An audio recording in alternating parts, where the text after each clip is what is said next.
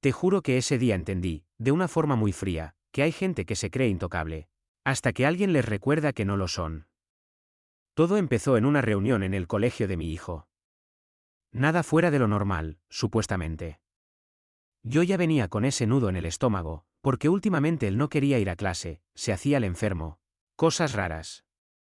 Pero nunca pensé que lo que iba a escuchar me iba a hervir la sangre así. La profesora me miró con esa sonrisa falsa, de esas que ya sabes que vienen con algo feo detrás, y me soltó.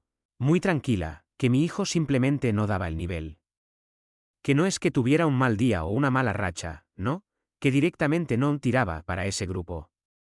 Yo me quedé en silencio unos segundos. Pensé que igual había entendido mal. Pero no.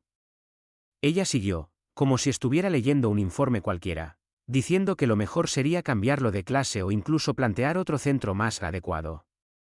Ahí fue cuando le pregunté, intentando mantener la calma, si me estaba diciendo que mi hijo no era lo suficientemente bueno. Y ella, sin pestañear, respondió que sí, que a veces hay que aceptar la realidad y no forzar a los niños a algo para lo que no están preparados. Te lo juro, en ese momento sentí como si alguien me apretara el pecho. Pero no reaccioné como ella esperaba. No levanté la voz, no hice un escándalo. Al contrario. Le di las gracias. Sí, así, tal cual. Le dije que agradecía su sinceridad. Que pocas personas se atrevían a ser tan claras hoy en día. Incluso le sonreí. Recuerdo perfectamente cómo se quedó un poco confundida, como si no entendiera por qué no estaba enfadado. Me acompañó hasta la puerta del aula, todo muy cordial, muy profesional. Pero por dentro, yo ya había tomado una decisión. Salí del colegio, me metí en el coche, cerré la puerta, y me quedé ahí, en silencio, mirando al volante. Pensando en mi hijo. En cómo últimamente evitaba hablar del colegio. En cómo su mirada había cambiado. Y entonces hice una sola cosa. Saqué el móvil, y llamé. No fue una llamada larga. De hecho, fue bastante directa.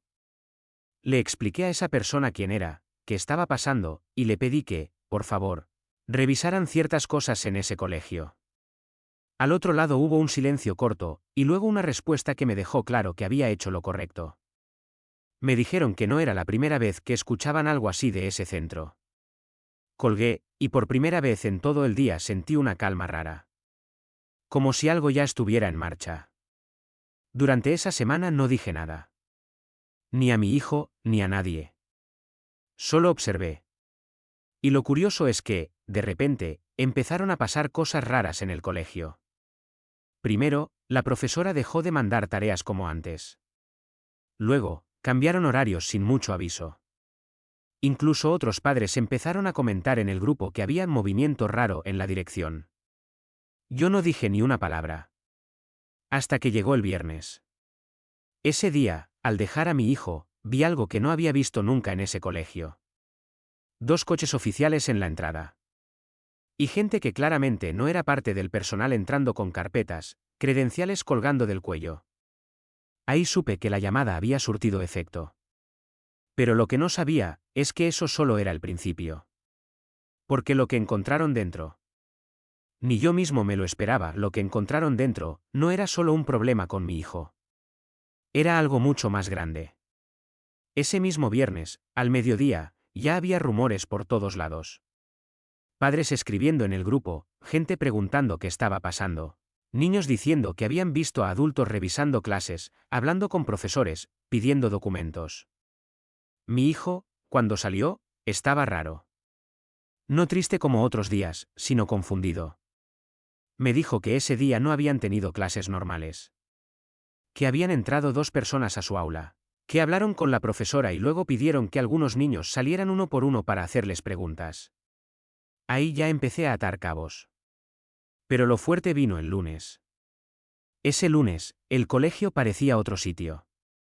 La directora ya no estaba en la entrada como siempre. De hecho, ni siquiera estaba dentro.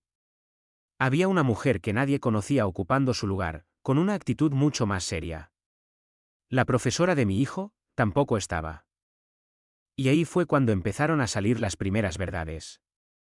Un padre, en el grupo de WhatsApp, escribió que había ido personalmente a hablar con la nueva responsable y que le habían dicho, sin entrar en muchos detalles, que había una inspección en curso por varias denuncias.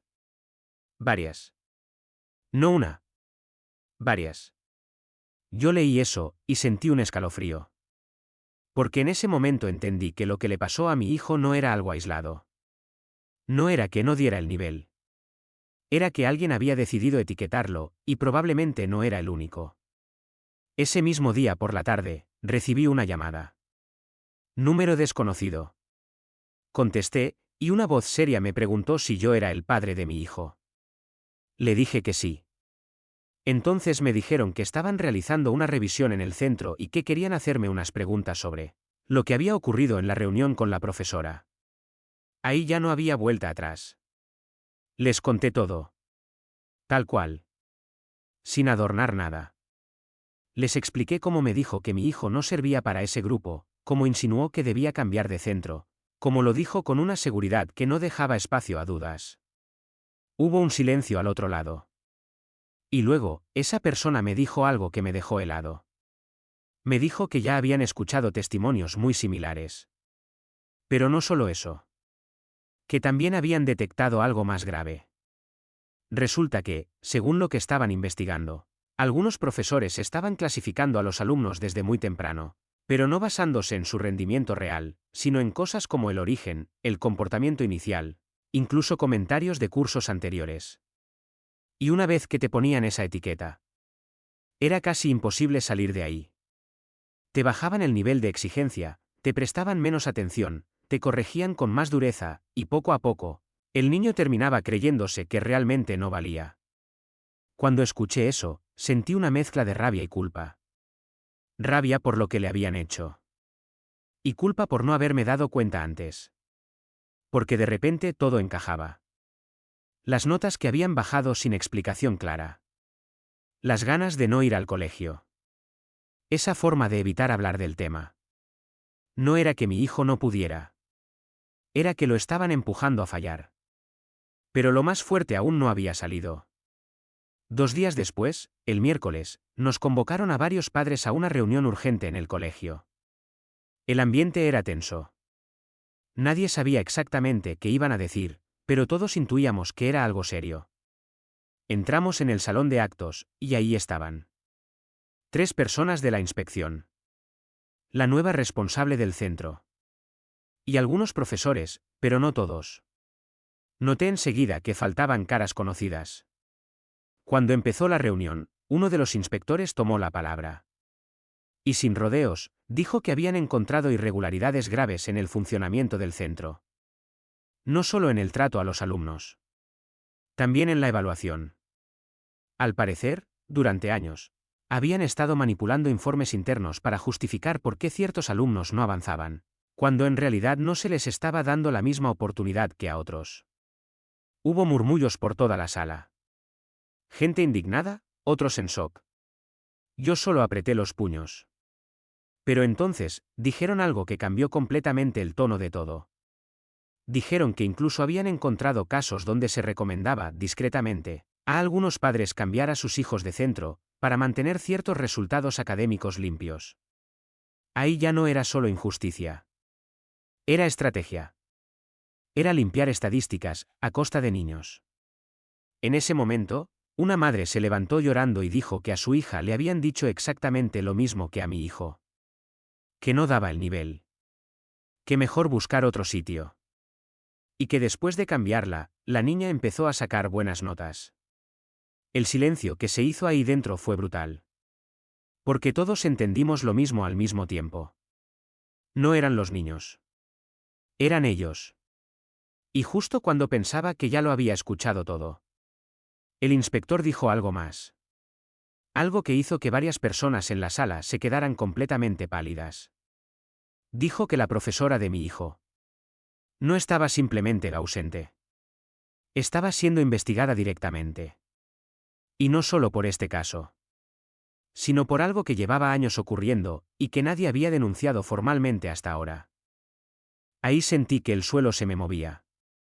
Porque en ese instante entendí una cosa muy clara. Mi llamada no solo había destapado un problema. Había abierto la puerta a algo que llevaba demasiado tiempo escondido. Y lo peor es que lo que estaban a punto de revelar después iba a ser aún más oscuro, y ahí fue cuando pensé que ya nada podía sorprenderme más. Me equivoqué. Porque después de ese silencio pesado en la sala, uno de los inspectores respiró hondo, y dijo que lo que iban a contar ahora era especialmente delicado. Nadie se movía. Literalmente podías escuchar la respiración de la gente. Entonces explicó que, durante la revisión, no solo habían encontrado patrones de discriminación académica, sino también algo mucho más retorcido. Habían detectado que algunos profesores, y aquí hizo una pausa incómoda, parecían coordinarse, para decidir qué alumnos debían avanzar, y cuáles no. No era algo oficial, obviamente. No estaba escrito en ningún reglamento. Pero en correos internos, en notas compartidas, incluso en comentarios registrados, se veía claramente. Usaban frases como "este no compensa", "mejor no invertir demasiado tiempo aquí", "perfil bajo rendimiento". Pero lo más fuerte era esto. Muchas veces esos comentarios se hacían sobre niños que ni siquiera habían tenido la oportunidad de demostrar nada. Niños nuevos. Niños callados. Niños que simplemente no encajaban desde el primer día. ¿Mi hijo? Ahí ya no pude quedarme quieto.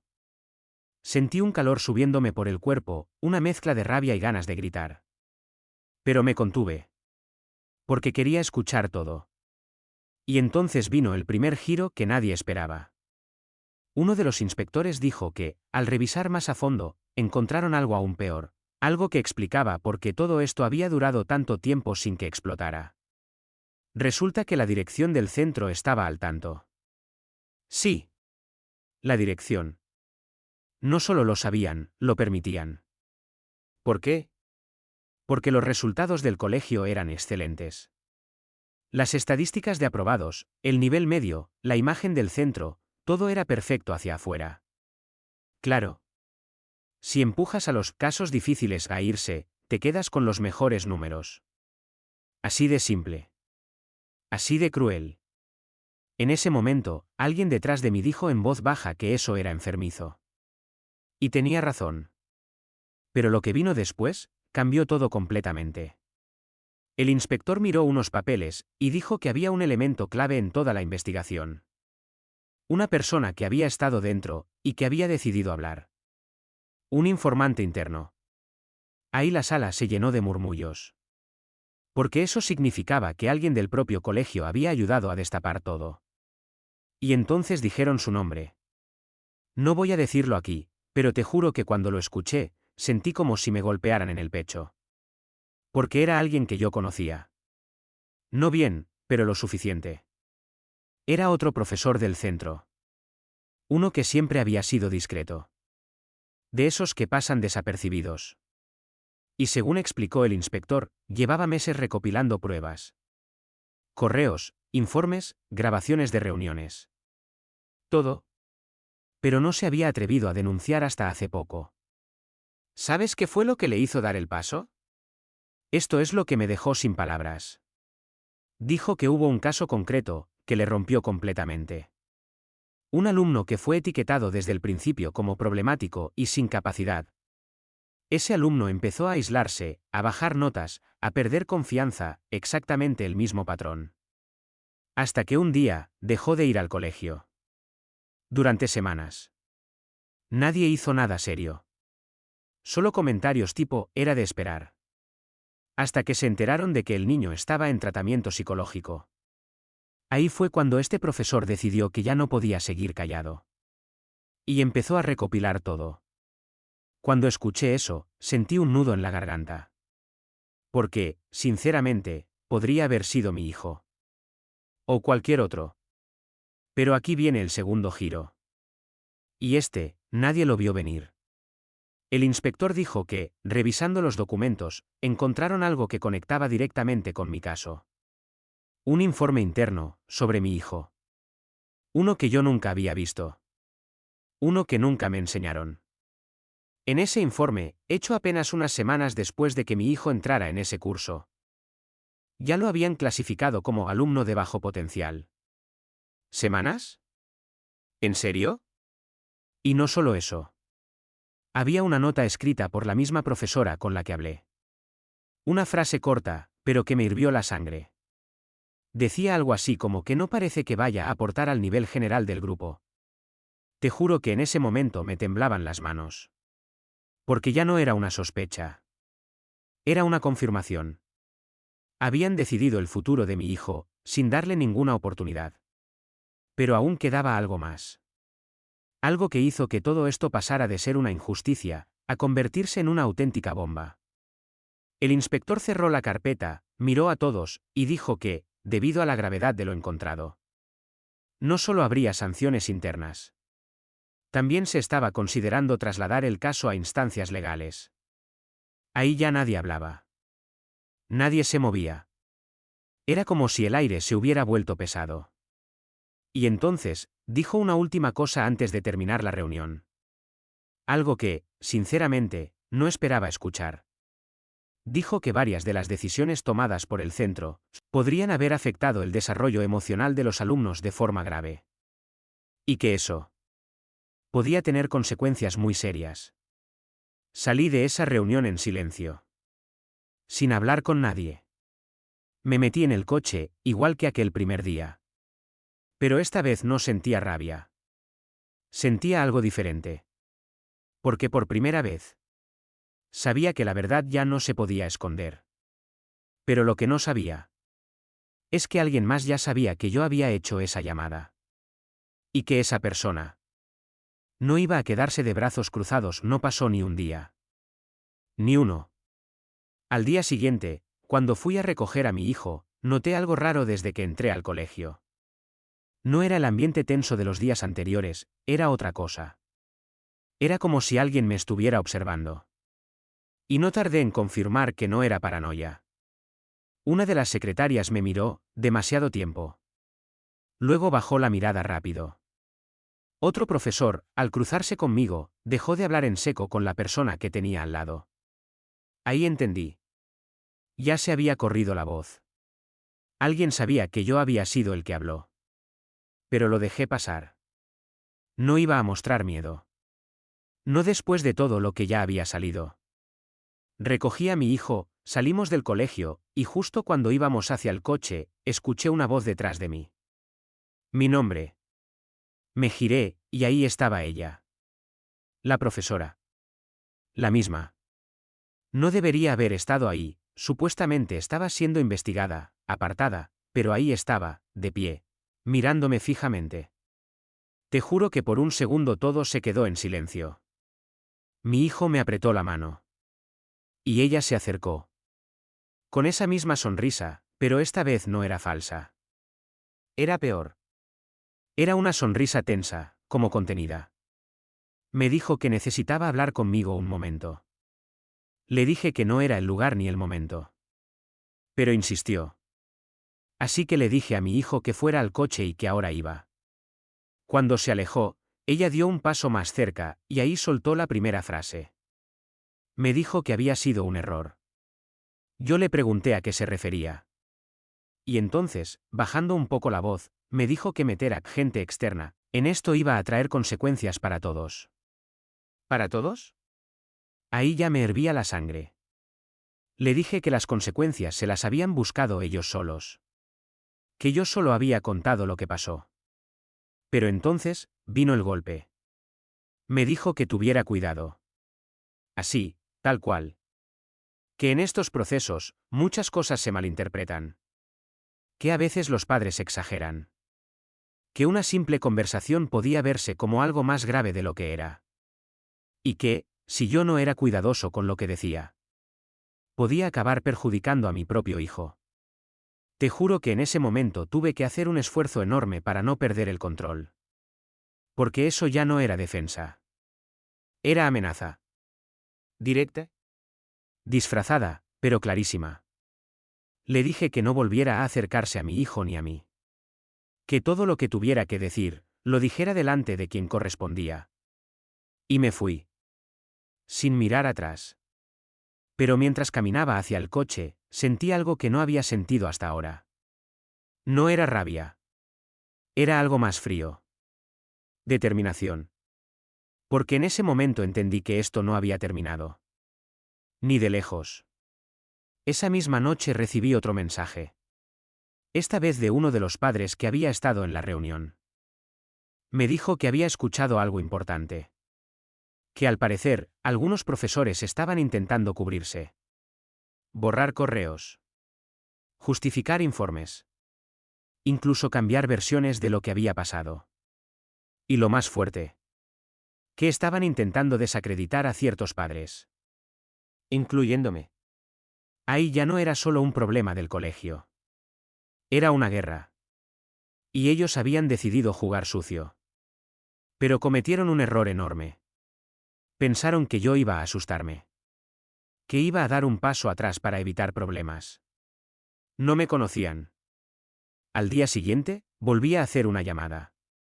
Pero esta vez no fue la misma. Esta vez fui más lejos. Mucho más. Expliqué lo que había pasado con la profesora. La amenaza. Los intentos de manipular la situación. Y pedí que eso también quedara registrado. Porque si algo tenía claro, es que no iba a dejar ni un solo cabo suelto. 2 días después, todo explotó. Literalmente. El jueves por la mañana, el colegio no abrió con normalidad. Había más coches oficiales. Más gente entrando y saliendo.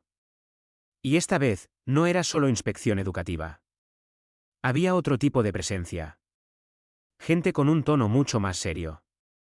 Mucho más directo. Y ahí supe que la cosa había escalado. Pero lo que realmente lo cambió todo fue lo que pasó a mediodía. Porque empezaron a circular mensajes. Captures. Audios. Material que alguien había filtrado. Y entre todo eso, había uno que me dejó completamente helado. Un audio. La voz era inconfundible. La profesora. Hablando con otro miembro del centro. Y en ese audio, decía algo que me hizo apretar el móvil con fuerza.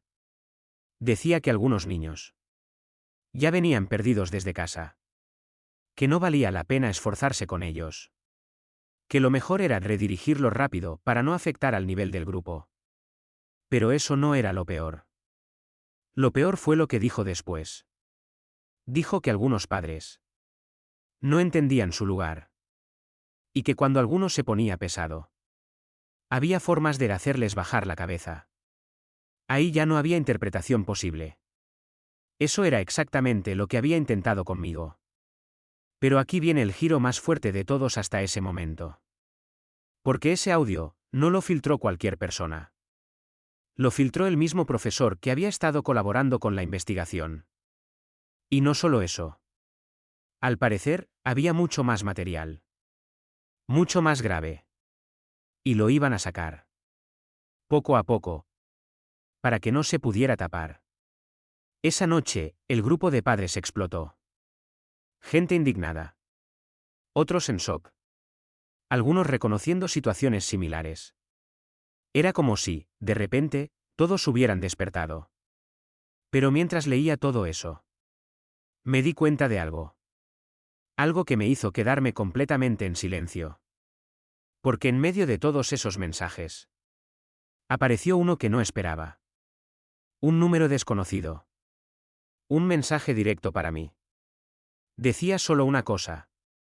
Esto se te ha ido de las manos. Y ahora vas a tener que asumirlo. No había nombre. No había nada más. Pero no hacía falta. Sabía perfectamente de dónde venía. Y en ese momento entendí que lo que había empezado como una defensa por mi hijo se había convertido en algo mucho más grande. Y que alguien estaba dispuesto a llevar esto hasta el final. La pregunta era: ¿hasta dónde? No te voy a mentir, esa noche casi no dormí.